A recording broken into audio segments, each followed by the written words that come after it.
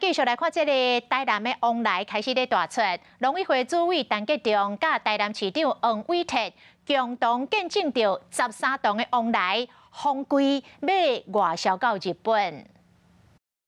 台南有名的农产品往来，即马到大出的季节，今年的产量真稳定。去年因为中国禁止进口，互政府和业者做找外销的通路。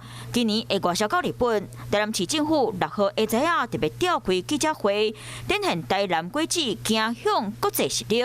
目前到4月4号，我们外销到日本的已经超过1万公吨。市长黄伟哲嘛鼓励民众会当来食台南的往来，除了好食有意思，更有丰富营养。凤梨又是美味又健康的水果，那国外的消费者都很喜爱了，台湾的消费者更不能够错过。根据农委会统计，今年往来产量比去年少一岁啦，不过外销量增加，过来介绍毛体馆，想要食往来民众，得把握即马大出的时间。嗨，我是庄宇杰。想要看到更多的新闻内容吗？赶快订阅华视新闻的 YouTube 频道，并且开启小铃铛，跟着宇杰一起看新闻吧。